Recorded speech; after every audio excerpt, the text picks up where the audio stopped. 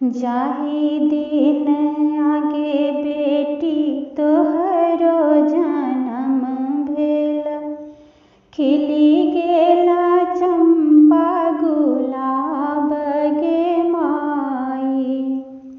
जाहि दिन आगे बेटी तोहरो जनम भेल, खिली गेला चंपा गुलाब गे माई। आई होई छौ बेटी तोहरो विदाई, कानै छथ सर समाजो गे माई। कानै छथ सर समाजो गे माई।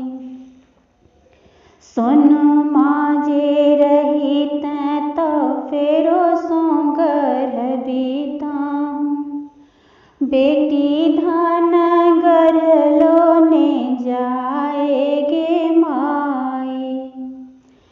सोनमा जे रहितैं तऽ फेरो सँ गर्भीताम, बेटी धन गढ़लो ने जाए गे माई।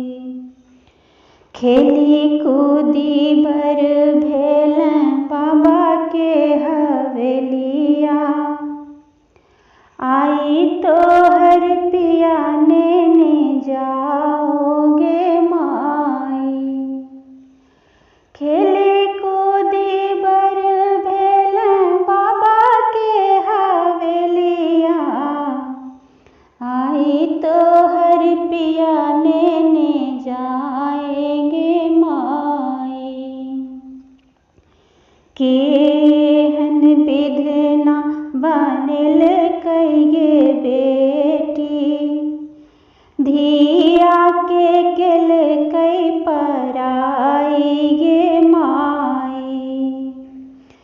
केहन विधना बनेलकै गे बेटी, बेटी के केलकै पराई गे माई। बेटा जँ रहितैं तऽ घरही में रखितौं, बेटी केरा राखलो ने जाए गे माई।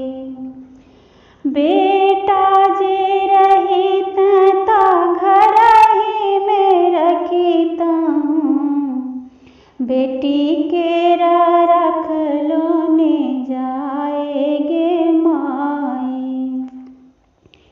कोढ़ फाट कर्ज फाट बेटी गे सुंदरी, कोना कऽ करब तोहर विदाई गे माई।